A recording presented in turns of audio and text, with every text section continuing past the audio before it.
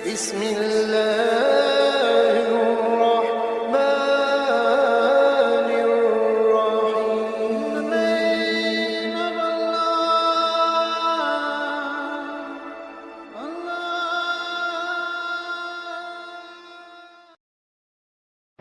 بسم اللہ الرحمن الرحیم. نحمده ونصلی علی رسوله الکریم. اما بعد.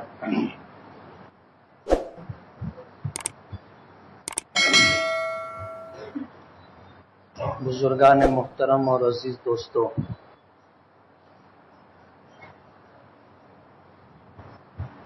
ہم انسانوں پر دو طرح کے حقوق عائد ہوتے ہیں. ایک حق تو ہمارے خالق اور مالک کا ہے، جس نے ہمیں پیدا کیا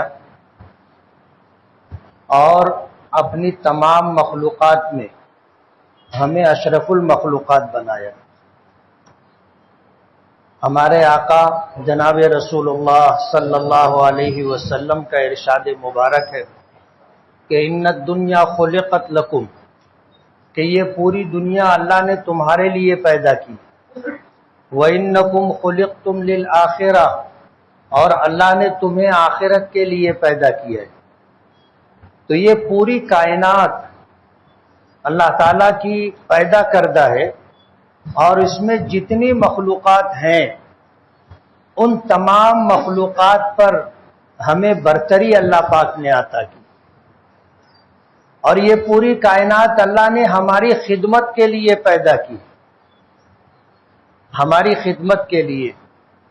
زمین اللہ نے ہمارے لیے بنائی، آسمان اللہ نے ہمارے لیے بنایا، چاند سورج ستارے اور بے شمار مخلوقات اللہ نے ہمارے لیے بنائی. اس سے فائدہ دوسروں کو بھی ہے، لیکن یہ چیزیں اللہ نے ہماری اشرفیت کی وجہ سے ہمارے لیے پیدا کی. جیسے کبھی ایسا ہوتا ہے کہ کوئی ایک مہمان ہمارے یہاں آنے والا ہوتا ہے، لیکن اس ایک مہمان کے اکرام میں ہم بہت سارے لوگوں کو اپنے یہاں بلا لیتے، اور جو اس کی میزبانی ہوتی ہے، اس کی مہمانی کے لیے ہم جو کچھ تیاری کرتے ہیں وہ در حقیقت ایک آدمی کو سامنے رکھ کر کے وہ تیاری کی جاتی ہے، لیکن اس سے فائدہ سب کو پہنچتا ہے. ایک آدمی آیا، ہم لوگ بیٹھے ہوئے تھے، اس کے آنے پر ہم نے کہا کہ بھائی پنکھا چالو کر دو. پہلے سے لوگ بیٹھے ہوئے تھے، پنکھا نہیں چلایا گیا، لیکن جب ایک شخص آیا، اس کے اکرام اور احترام نے ہم نے پنکھا چالو کروایا، تو ظاہر بات ہے پنکھا چلے گا تو اس سے جو نفع ہے وہ سبھی کو پہنچے گا. یہی حال اس دنیا کا ہے کہ اللہ نے یہ دنیا ہمارے لیے بنائی، یہ کائنات اللہ نے ہمارے لیے بنائی، ساری چیزوں کو اللہ نے ہماری خدمت اور سیوا کے لیے پیدا کیا، لیکن ان چیزوں سے فائدہ نفع دوسری مخلوقات کو بھی. تو ایک حق ہم پر اپنے خالق اور مالک کا ہے، جس کو حقوق اللہ کہا جاتا ہے، اللہ کا حق.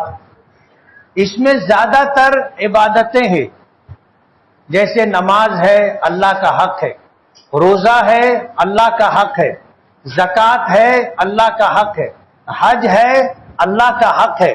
ان میں عبادتیں زیادہ تر ہیں، اور یہ اللہ کا حق ہے، اسی لیے اس کی ادائیگی کے ساتھ ہمیں تاکید کی گئی ہے کہ ان حقوق کی ادائیگی میں ہم سے ریاکاری نہ ہو. ہم نماز پڑھیں تو کس کے لیے پڑھیں؟ اللہ کے لیے پڑھیں. اللہ کا حق ادا کر رہے ہیں تو ہم یہ نماز اللہ کے لیے پڑھیں. اس میں کسی قسم کا دکھاوا نہ ہو کہ لوگ مجھے دیکھیں کہ میں نمازی ہوں، نوافل کی کثرت کرتا ہوں، میں تہجد پڑھتا ہوں، اور لوگوں کو دکھانے کے لیے، لوگوں میں شہرت کے لیے ہم یہ نیکی نہ کریں. اس لیے کہ یہ اللہ کا حق ہے، اور ہم اللہ کے لیے یہ نماز پڑھ رہے ہیں اور عبادت کر رہے ہیں. اگر اس میں ہم نے کسی اور کو شامل کیا تو اللہ پاک اسے قبول نہیں کریں گے. اللہ پاک اسے قبول نہیں کریں گے. حدیث پاک میں آتا ہے نبی کریم صلی اللہ علیہ وسلم نے فرمایا من سمع اللہ بہ، کہ کوئی شخص اگر کوئی عبادت کسی کو دکھانے کے لیے کرتا ہے یا کوئی عبادت اس لیے کرتا ہے کہ لوگ مجھے اچھا سمجھ کر کے میری تعریف کرے، تو اللہ تعالیٰ اس عبادت کو قبول نہیں فرماتے۔ اللہ کے حق کی ادائیگی میں ہم نے دوسروں کو بھی شامل کر لیا، ظاہر بات ہے یہ عبادت خالص اللہ کے لیے نہیں رہی، اللہ تعالیٰ کی بارگاہ میں یہ نماز شرف قبولیت نہیں پائے گی، اور کل قیامت کے دن جب بندہ اللہ کی بارگاہ میں پیش ہوگا اور اللہ کی بارگاہ میں کھڑا ہوگا تو یہ عبادت اس کا اجر و ثواب اسے دکھائی نہیں دے گا، تو اللہ سے پوچھے گا، تو اللہ پاک فرمائیں گے کہ تم نے یہ چاہا تھا کہ لوگ تم کو دیکھیں، تم کو اچھا سمجھیں، تمہاری تعریف کریں، تو ہم نے دنیا میں یہ کام کروا دیا تھا۔ یعنی تم جو چاہتے تھے وہ تم کو دنیا میں دے دیا گیا، آخرت میں تمہارے لیے کچھ نہیں۔ من سمع اللہ بہ، جو آدمی اپنی تعریف سننے کے لیے کوئی نیکی کوئی بھلائی کا کام کرتا ہے، اللہ پاک دنیا میں لوگوں سے اس کی تعریف کروا دیتے، اور کل قیامت کے دن یہ کہہ دیا جائے گا کہ نماز پڑھنے سے تمہارا جو مقصد تھا، چاہت تھی، وہ پوری ہو گئی۔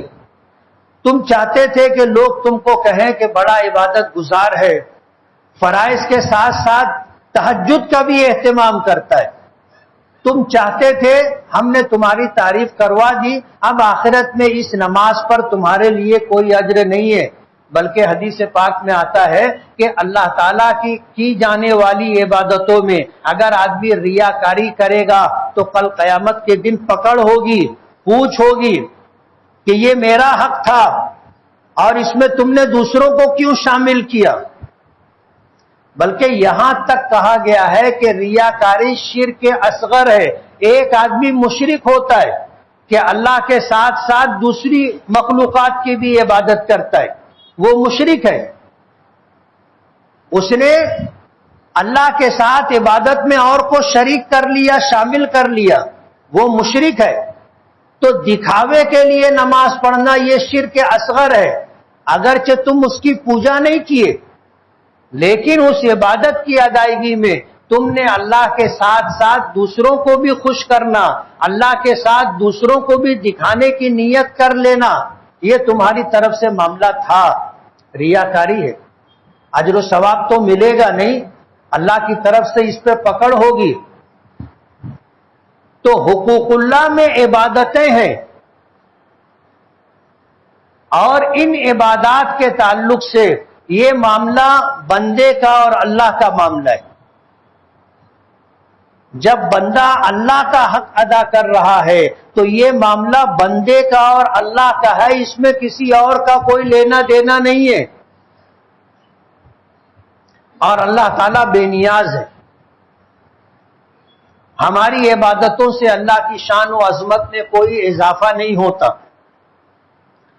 حدیث پاک میں یہاں تک آتا ہے کہ حضرت آدم علیہ السلام سے لے کر آج تک اور آج کے بعد قیامت تک جتنے انسان ہیں، یہ سب کے سب مل کر کے فرد واحد کی طرح اللہ کی عبادت کرنے لگ جائیں، کہ دنیا میں کوئی انسان اللہ کی ذرہ برابر بھی نافرمانی نہ کرے، سبھی اللہ کی اطاعت و فرما برداری میں لگ جائے، تو اللہ کی شان میں ذرہ برابر بھی اضافہ نہیں ہوتا۔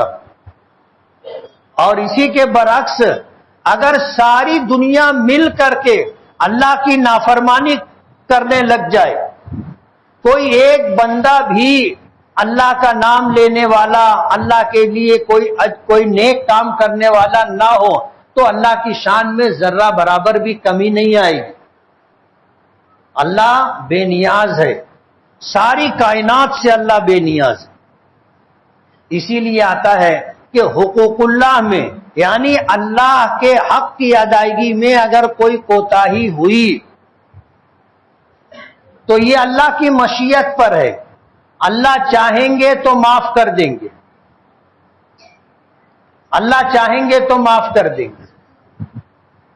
بے نیاز ہے وہ، تمہاری عبادت سے نہ اس کو کوئی فائدہ نہ اس کو کوئی نقصان، تو اللہ چاہیں گے تو معاف کر دیں گے۔ اللہ نے ایک بات کا اعلان کیا ہے کہ شرک کی معافی نہیں ہے، ان اللہ لا یغفر ان یشرک بہ ویغفر ما دون ذلک لمن یشاء، کہ اللہ تعالی شرک کو معاف نہیں کرے گا، مشرک کو کبھی نہیں بخشے گا، یہ اللہ کا اعلان ہے۔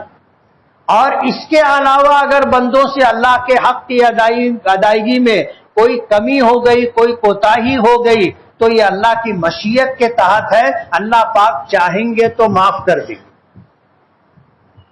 اور ہمیں اللہ کی رحیم و کریم ذات سے امید ہے کہ حقوق اللہ کی ادائیگی میں کوتاہی کرنے والوں کو عام معافی ملے گی۔ حدیث پاک میں آتا ہے کہ اللہ نے جب رحمت پیدا کی تو اس کے 100 حصے کیے، اور ایک حصہ اللہ نے دنیا میں اتارا، اور 99 حصے رحمت کے اللہ پاک نے اپنے پاس رکھے، اور کل قیامت کے دن اس کا مظاہرہ فرمائیں گے۔ میں نے اس سے پہلے واقعہ سنایا تھا کہ نبی کریم صلی اللہ علیہ وسلم نے میدان محشر میں پیش آنے والے واقعات میں سے کچھ واقعات ہمیں بتائے۔ ایک واقعہ سنایا کہ ایک شخص اللہ کی بارگاہ میں پیش ہوگا، اور پیشی کے بعد اس کا حساب و کتاب ہوگا، اور اس کے لیے سزا طے کر دی جائے گی کہ اس کو جہنم میں ڈال دیا جائے۔ تو جب اس کو یہ حکم ہوگا تو وہ سرپٹ دوڑتا ہوا جہنم کی طرف جائے گا۔ فرشتے اس کو حیرت سے دیکھیں گے کہ اس کے لیے سزا کا فیصلہ ہوا ہے، جہنم میں ڈالا جانا ہے، اور یہ اس طرح دوڑ کر کے جا رہا ہے جیسے کوئی نعمت اور انعام ملنے والا ہے۔ اس کے بعد ایک شخص کی اور پیشی ہوگی، اس کے لیے بھی جہنم کا فیصلہ ہوگا، اور جب وہ جانے لگے گا تو 2-4 قدم آہستہ آہستہ چلے گا، مڑ کر کے رک کر کے عرش الہی کی طرف دیکھے گا، پھر 2-4 قدم چلے گا، پھر رک کر مڑ کر عرش الہی کی طرف دیکھے گا۔ فرشتوں کو حیرت ہوگی کہ ایک تو سرپٹ دوڑتا ہوا گیا اور ایک چل ہی نہیں رہا ہے۔ اللہ عالم الغیب ہے، سب کچھ جانتا ہے۔ فرشتوں کو ان دونوں فیصلوں میں جو کچھ دکھائی دیا اور جس بات کو انہوں نے محسوس کیا، اللہ پاک نے حکم دیا کہ دونوں کو واپس بلایا جائے، دونوں کو واپس اللہ کی بارگاہ میں لایا گیا۔ فرشتوں کو بتانے کے لیے اللہ پاک نے پوچھا کہ تمہارے لیے جہنم کا فیصلہ ہوا تھا اور تم جہنم کی طرف سرپٹ دوڑتے ہوئے جا رہے ہو، جہنم کوئی بہت اچھی جگہ ہے کیا؟ تو وہ جواب دے گا کہ اللہ اچھی جگہ تو نہیں ہے، جہنم تو تیرا عذاب ہے، لیکن دنیا میں میں نے تیری نافرمانی کی تھی، آج اس کی سزا یہ ملی کہ مجھے جہنم میں ڈالا جا رہا ہے۔ آج تیرا حکم ہے کہ جا جہنم میں، تو میں تیرے حکموں کی تعمیل میں دوڑتا ہوا جا رہا تھا کہ ساری زندگی تو نافرمانی کی ہے، ایک بات تو اللہ کی میں مان لوں۔ دوسرے سے پوچھیں گے تجھ کو بھی تو یہی حکم ہوا تھا جہنم میں جانے کا، تو کیوں رک رک کر مڑ مڑ کر کے دیکھ رہا تھا؟ تو وہ کہے گا کہ اللہ تیرے محبوب نبی نے ہمیں بتایا کہ جب آپ نے رحمت پیدا کی تھی تو اس کے 100 حصے کیے تھے، اور ایک حصہ رحمت کا آپ نے دنیا میں اتارا تھا جو پوری کائنات میں تقسیم کیا گیا، تمام مخلوقات میں تقسیم کیا گیا۔ ہمارے آقا نے بتایا کہ بھیڑیے کی خونخوار مادہ جنگل میں اپنے بچوں کی پرورش کرتی ہے، صرف اسی جذبہ رحمت کا کچھ حصہ اس کو ملا ہوگا، اس کی وجہ سے۔ آج ہم کسی کو تکلیف میں دیکھتے ہیں دل بھر آتا ہے، یہ جذبہ رحمت ہے۔ آنکھوں میں آنسو آ جاتے ہیں، یہ جذبہ رحمت ہے۔ ہمیں تکلیف نہیں ہے، تکلیف کسی اور کو ہے، لیکن یہی رحم کا جذبہ جو ہمیں رونے پر مجبور کر دیتا ہے۔ آنکھوں میں آنسو آ جاتے ہیں، دل بھر آتا ہے، اور تمام مخلوقات میں رحمت تقسیم کی گئی ہے۔ ہر ایک کو اس میں سے کیا ملا ہوگا اللہ بہتر جانتا ہے، لیکن اس کے اثرات ہم محسوس کرتے.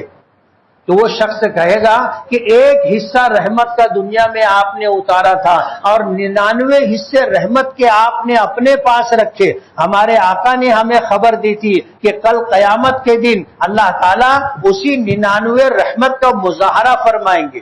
آپ نے میرے لیے جہنم کا فیصلہ کیا، میں سوچ رہا تھا کہ اب جذبہ رحمت جوش میں آئے گا، اب اللہ پاک مجھے روکیں گے اور اپنا فیصلہ تبدیل فرمائیں گے. حدیث پاک میں آتا ہے اللہ پاک فرمائیں گے کہ میرے نبی کی بات سچ ہے، میرے نبی نے سچ بتایا ہے، اور جذبہ رحمت کا ایک حصہ دنیا میں اور 99 حصے رحمت کے آج ہمارے پاس ہیں. اور پھر اللہ پاک فرمائیں گے کہ اسی رحمت کے طفیل تم دونوں کو جنت میں ڈالا جا رہا ہے. اللہ بے نیاز ہے، لیکن اللہ نے جنت بھی بنائی، جہنم بھی بنائی، اور دونوں کو بھرنے کا وعدہ کیا. جہنم میں تو جائیں گے، یہ مشرکین اور کافرین ان کا ٹھکانہ جہنم میں ہے. ایمان والوں کے لیے اللہ نے جنت بنائی ہے، اور معمولی معمولی بہانوں پر اللہ مغفرت فرمائیں گے، بخشش فرمائیں گے، درجات بلند فرمائیں گے اور جنت کا داخلہ عطا فرمائیں گے، معمولی معمولی بہانوں پر. اس لیے کہ اللہ پاک نے جنت کو بھی بھرنے کا وعدہ کیا. اور ہمیشہ اس دنیا میں اللہ کو نہ ماننے والے کافر، اللہ کے ساتھ شرک کرنے والے مشرکین، ان کی تعداد زیادہ ہے. آج پوری دنیا آپ دیکھ لو، اس میں اہل ایمان کتنے ہیں؟ 1/4. 3/4 ایسے لوگ ہیں جو اللہ کو نہیں مانتے، یا مانتے بھی ہیں تو اللہ کے ساتھ اوروں کی بھی پوجا اور پرستش کرتے ہیں. 3/3 ایسے ہیں. اور یہ حالات جیسے زمانہ گزرتا رہے گا حالات بدلتے رہیں گے. ایک وقت آئے گا کہ روئے زمین پر اللہ کا نام لینے والا ایک شخص بھی باقی نہیں رہے گا، پھر قیامت آ جائے گی. اگر یہ دنیا باقی ہے تو اللہ کا نام لینے کی وجہ سے، اللہ کا نام لینے والوں کی وجہ سے اللہ نے اس دنیا کو باقی رکھا ہے. اسی لیے کہا جاتا ہے کہ جب تک ہم رہیں گے دنیا رہے گی، اور جس دن ہم نہیں رہیں گے یہ دنیا بھی نہیں رہے گی. ایمان کی وجہ سے، اللہ کا نام لینے کی وجہ سے یہ دنیا باقی ہے. اور اللہ کا نام لیتا کون ہے؟ جو اللہ کو ماننے والے لوگ ہیں، اہل ایمان ہیں، وہ اللہ کا نام لیتے ہیں، اس کی عبادت کرتے ہیں، اس کی پرستش کرتے ہیں. جس دن یہ دنیا اللہ کا نام لینے والوں سے خالی ہو جائے گی، اللہ اس دنیا کو ختم کرنے کا فیصلہ فرمائیں گے، جس کو قیامت کہتے ہیں. تو حقوق اللہ میں معافی ملے گی. دوسرا حق ہے حقوق العباد، بندوں کا حق. اور یہ بندوں کا حق اللہ نے اس لیے جاری کیا ہے کہ ہم بندوں کے، تاکہ دنیا کا یہ نظام بہتر طریقے سے چلتا رہے. ہم بادشاہ کا بھی حق ادا کریں اور رعایا کا بھی حق ادا کریں. ہم ماں باپ کا بھی حق ادا کریں، اپنے بیوی بچوں کا بھی حق ادا کریں. ہم اپنے دوستوں کا بھی حق ادا کریں، اپنے پڑوسیوں کا بھی حق ادا کریں. ہم انسانوں کا حق ادا کریں تو جانوروں کا بھی حق ادا کریں، جس کو حقوق العباد کہا جاتا ہے. بندوں کا حق، اللہ کی مخلوق کا حق. اور یہ اس لیے تشکیل دیا گیا ہے تاکہ دنیا کا یہ نظام قائم رہے اور دنیا کا یہ نظام بہتر طریقے سے چلتا رہے. جہاں حقوق کی ادائیگی ہوتی رہتی ہے وہاں نظام بہتر ہوتا ہے. کہ ہم اپنے ماں باپ کا حق ادا کریں، ماں باپ ہمارا حق ادا کریں. ہم اپنے بیوی بچوں کا حق ادا کریں، بیوی بچے ہمارا حق ادا کریں، تو گھر جنت کا نمونہ بنتا ہے. اور جب سماج میں رہتے ہوئے ایک انسان دوسرے انسان کا حق ادا کرتا رہتا ہے، حقوق کی ادائیگی ہوتی رہتی ہے، کوتاہی نہیں ہوتی، کوئی کسی کو تکلیف نہیں دیتا، کوئی کسی کا مال نہیں چوراتا، کوئی کسی کے خلاف سازش نہیں کرتا، کوئی کسی کے ساتھ لوٹ پاٹ نہیں کرتا، کوئی کسی کو مارتا جھوڑتا نہیں ہے، تو سماج میں بھی ایک ایسا معاشرہ تشکیل پاتا ہے جس میں سب کی جان مال عزت و آبرو محفوظ رہتے. تو بندوں کا حق اللہ نے اس لیے عائد کیا کہ نظام حیات تشکیل پائے، سماج اور معاشرے میں دنیا میں سب امن و امان اور شانتی کے ساتھ رہے، اور اس کا نام ہے اخلاق. حضور پاک صلی اللہ علیہ وسلم نے کے متعلق اللہ پاک نے فرمایا انک لعلی خلق عظیم، کہ ہم نے آپ کو بہترین اخلاق عطا کیے. حضور پاک صلی اللہ علیہ وسلم جہاں اللہ تعالیٰ کے حقوق ادا کرتے تھے وہیں بندوں کے بھی تمام حقوق ادا کرتے تھے. آپ نے خود فرمایا بوئست لیتمم مکارم الاخلاق، اللہ نے مجھے بھیجا اسی لیے ہے تاکہ میں مکارم اخلاق کی تکمیل کروں. آپ کو اللہ پاک نے یہ سرٹیفکیٹ عطا کیا کہ آپ خلق عظیم پر فائز ہیں. جس دن دنیا اپنے نبی کے طریقے پر اور اللہ کے لائے بھیجے ہوئے دین اور شریعت پر آ جائے گی، آپ یقین مانو دنیا خیر سے بھر جائے گی.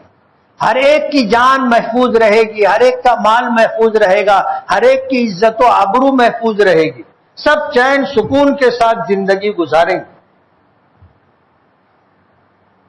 آج ضرورت اسی بات کی ہے کہ ہم لوگ ایک دوسرے کے حقوق ادا کرنے کے متعلق سوچیں اور ان حقوق کو ادا کرنے کی کوشش کریں. آج یہ چیز ختم ہوتی جا رہی، برائے نام باقی رہ گئی. ہم اپنا حق وصول کرنے کے لیے بارہا سوچتے ہیں اور اس کے لیے جد و جہد اور کوشش کرتے ہیں، لیکن کسی کا حق ادا کرنے کے لیے ہم کبھی سوچتے نہیں ہیں اور ان حقوق کو ادا کرنے کی فکر نہیں کرتے. بس چل رہا ہے چلنے دو، ایسا معاملہ رہتا ہے. تو ہم میں یہ احساس پیدا ہونا چاہیے، یہ شعور پیدا ہونا چاہیے کہ ہم اخلاق کے اعلیٰ ترین مقام پر فائز ہوں، ہم اللہ کا بھی حق ادا کریں اور ہم بندوں کا بھی حق ادا کریں. اللہ تعالیٰ کے حقوق میں اللہ پاک درگزر کا معاملہ فرمائیں گے، لیکن بندوں کا حق اللہ پاک اس وقت تک معاف نہیں کریں گے جب تک بندہ معاف نہ کرے. جب بندہ معاف کرے گا پھر اللہ پاک کو اختیار ہوگا کہ ہم نے اللہ کی نافرمانی کرتے ہوئے بندوں کے حق ضائع کیے تھے، اب اللہ پاک ہمیں معاف کر دے. اس لیے حقوق اللہ کی ادائیگی کے ساتھ ساتھ حقوق العباد یعنی بندوں کا حق ادا کرنے کی بھی کوشش ہونی چاہیے. کل قیامت کے دن حقوق اللہ میں تو معافی ملے گی، حقوق العباد کے لیے معافی اس وقت اللہ پاک کی طرف سے ملے گی جب بندہ معاف کرے گا. اور وہاں پر معاملہ دشوار یہ ہے کہ ہر ایک کو اپنی نجات اپنی بخشش کی فکر دامن گیر ہوگی. ہر آدمی نیکی نیکی کا محتاج ہوگا، جس کا حق ہم پر ہے وہ چاہے گا کہ مجھے مل جائے، معافی بہت مشکل ہوگی. اسی لیے حضور پاک صلی اللہ علیہ وسلم نے ایک مرتبہ پوچھا تھا کہ بتاؤ میری امت میں مفلس شخص کون ہے؟ صحابہ کرام کہنے لگے اللہ کے رسول جس کے پاس گھر نہ ہو، جس کے پاس کاروبار نہ ہو، جس کے پاس سواری نہ ہو، جس کے پاس پہننے کے کپڑے مختصر ہو، کھانے پینے کے سلسلے میں محتاج ہو. حضور نے فرمایا کہ نہیں، میری امت کا مفلس آدمی یہ نہیں. میری امت کا مفلس آدمی وہ ہے کہ کل قیامت کے دن جب آئے گا تو نیکیوں کے انبار لے کے آئے گا، پہاڑوں کی طرح نیکیاں ڈھیر لے کر کے آئے گا. لیکن دنیا میں بندوں کا حق ضائع کیا تھا. جب اللہ کی بارگاہ میں حساب و کتاب کے لیے کھڑا ہوگا، حقدار لوگ آئیں گے، اپنا حق مانگیں گے اور اللہ پاک اس کے حق کے بقدر اس کی نیکیوں میں سے اتنی نیکی لے کر اس کو دے دیں گے، اور یہ سلسلہ چلتا رہے گا یہاں تک کہ وہ ساری نیکیاں جو یہ لے کر کے آئے گا ختم ہو جائیں گی، لیکن حقدار باقی رہیں گے۔ اب حقدار جو حق مانگیں گے تو اللہ پاک ان کے حق کے بقدر مانگنے والے حقدار کے نام اعمال سے اتنا گناہ نکال کر اس کے نام اعمال میں ڈال دیں گے۔ اور حضور نے جو بات فرمائی اس کی تشریح کرتے ہوئے علماء نے بڑی عجیب و غریب بات کہی کہ ایک آدمی دنیا میں زنا نہیں کیا تھا، لیکن کل قیامت کے دن اس کے نام اعمال میں زنا آ جائے گا۔ کیسے آئے گا؟ بتایا ایسے آئے گا، شراب نہیں پی تھی، شراب پینے کا گناہ، ڈکیتی نہیں ڈالی تھی، ڈکیتی ڈالنے کا گناہ، چوری نہیں کی تھی، چوری کرنے کا گناہ، یعنی ہر طرح کے گناہ جو اس نے دنیا میں کیے بھی نہیں تھے لیکن اللہ کے بندوں کا حق مارا تھا، تو وہ جو گناہ کیے تھے جب اس کے پاس نیکیاں ختم ہو جائیں گی تو ان کے نام اعمال سے گناہ نکال کر اس کے نام اعمال میں ڈال دیے جائیں گے۔ حضور نے فرمایا میری امت کا مفلس آدمی یہ ہے۔ اللہ کے رسول صلی اللہ علیہ وسلم نے ہر طرح ہمیں سمجھانے کی کوشش کی ہے، اس لیے یہ دنیا، یہ زندگی مختصر ہے، کون کتنے دن رہے گا کسی کو پتہ نہیں۔ جب جانے کا وقت آتا ہے کوئی بھی چیز سبب بن جاتی ہے، بیماری ہو گئی، اب ڈاکٹر لوگ علاج کر رہے، ایک وقت آتا ہے ڈاکٹر لوگ جواب دے دیتے اچھا بھلا تھا، مہینے بھر میں، 15 دن میں، 10 دن میں، ہفتے دن میں سب کھیل ہو جاتا ہے، کب کس کا بلانا آئے گا پتہ نہیں۔ لیکن ہم یہاں ہمیشہ رہنے کے لیے نہیں آئے، جانا ہے، اس لیے جہاں جانا ہے وہاں کی تیاری نجات کے لیے کر کے جانا چاہیے تو ہم کامیاب ہیں۔ اللہ تعالی ہمیں عمل کی توفیق عطا فرمائے۔ وآخر دعوانا ان الحمد للہ رب العالمین۔